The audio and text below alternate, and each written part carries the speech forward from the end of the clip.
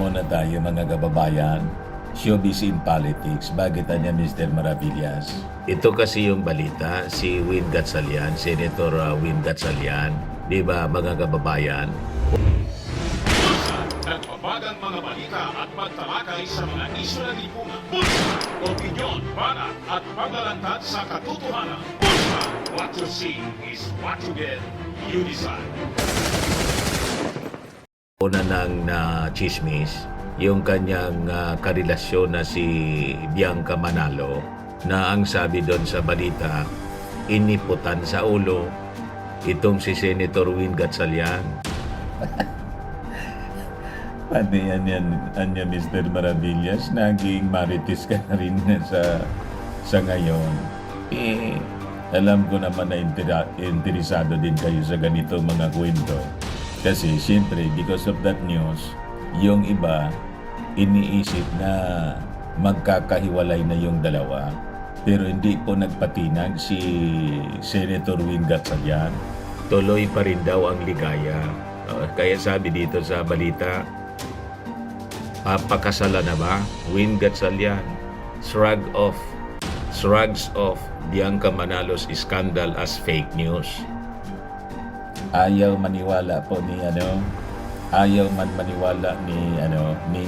Senator Win Gatchalian na iniputan siya. But before ko mga kababayan ibigay sa inyo yung kwentong iputan. Pero baka hindi naman po iniputan. Click subscribe muna dito sa ating YouTube channel and hit the notification bell para lagi po kayong updated sa mga kaganapan dito sa ating bansa. Like and share na rin po ninyo ng ating video. At huwag na rin po ninyo mga kababayan na skip yung ating mga commercial ads para tuloy-tuloy lang ang pag-unlad ng bagong Pilipinas. So yun po mga kababayan ang balita ngayon. No? Ayaw pong patulan yung mga marites, mga chismis na ang sabi, iniputan po si Senator Win Gatchalian ng kanyang nobya na si Bianca Manalo. So sabi dyan, Senator Sherwin Gatchalian dispels rumors of a cheating scandal involving his girlfriend, emphasizing their enduring 5-year relationship and shared values. Fake news niya, yung mga sinasabing nakipag-alam na nyo yung kanyang girlfriend sa isang aktor. O yan po, mga kababayan, yung na-involved na aktor, si Rob Gomez.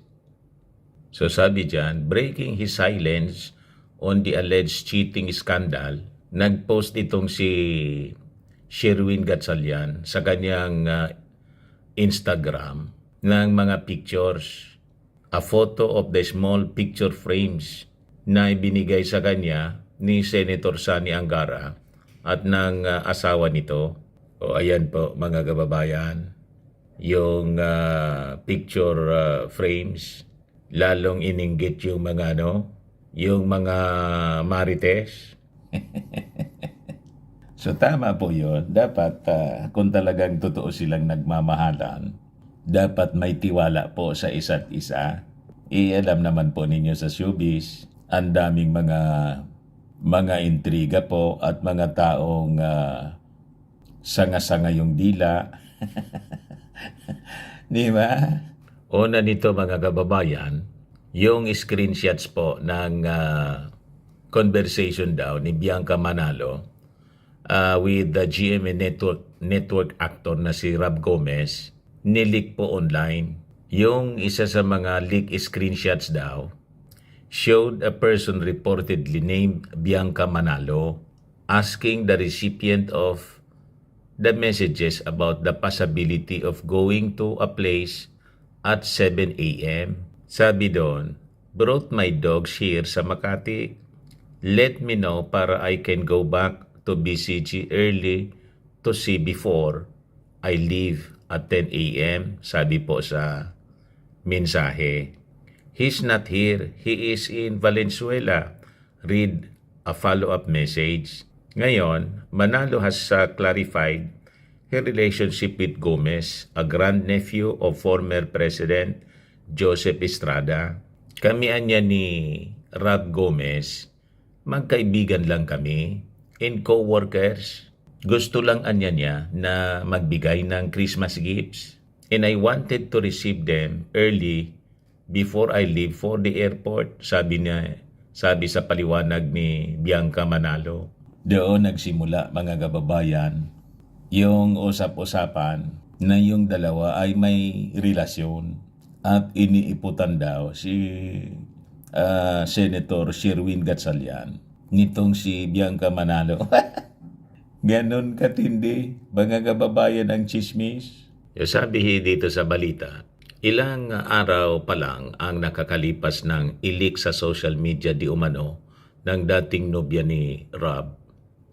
Ang ilang nakalandian daw at naka-sex daw ng aktor. At kabilang sa mga dinadawit ay sina Bianca at the Binibining Pilipinas 2022 first runner-up at Miss Philippine Tourism 2023 Herlin Bodol. Pareho sila nakasama ni Gomez sa Kaposo serye ng Magandang Dilag. Sabi rito sa balita, it's upsetting anya that our conversation were exposed without my consent, which is a breach of privacy in the cause of so much online bashing.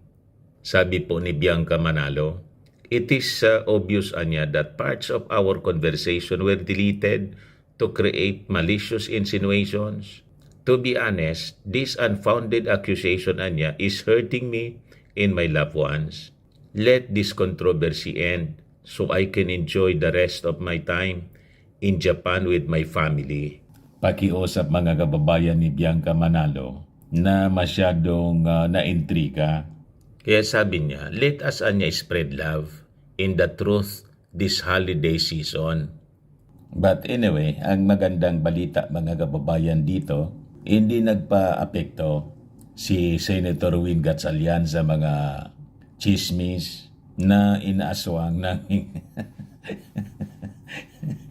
higawan niya, Mr. Maravillas, kung ano-anong terminology. Di ba ganon ang tawag niyan? Inaaswang ng ibang ibang tao ang kanyang girlfriend. So maganda yon, mga kababayan, na hindi man dapat basta't naniniwala sa kwento-kwento. Kasi sa tunay na nagmamahalan po, nandyan dapat yung pagtitiwala sa bawat isa. Di ba ganon? Sabi nga, mga kababayan, sa Bible, love is patient, love is kind. It does not dishonors others or dishonor others. It is not self-seeking. It is not easily angered. It keeps no records of wrong. Di ba? Ayan po ang true love. Ayan man lang po, mga kababayan. Ako po si Dante Maravillas. Bye-bye po. God bless. Kalang mga kababayan, gusto ninyo itong itry, Firmax Firming and Lifting Cream. Pinapahid po sa mga pulses and affected area. Mainam po sa paninigas ng mga kaso-kasuan. Ito naman po, Automax Radiant Serum.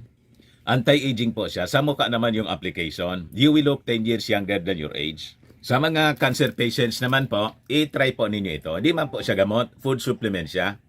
Kaya lang, gagawa siya, mga kababayan, sa goji berry. Yung goji berry may anti-cancer properties. Ayos? O yung mga inquiries po ninyo, dumiretso na lang kayo sa aming messenger sa Facebook para masagot namin agad. Ako po si Dante Maravillas. Bye-bye. God bless. Sa mga naghanap po ng malinis and spacious fitness gym, punta lang po kayo sa aming Colossal Fitness Gym.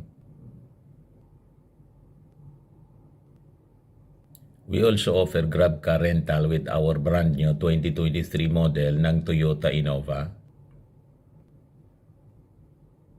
We also accept booking for those who are planning to travel via PAL, Cebu Pacific, and other airline companies, local and international, and bills payment for Meralco, PLDT, etc.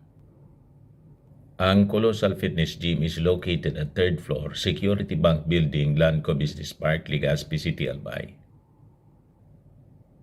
For inquiries, look for Gilon Maravillas. Contact number 0966-802-0949.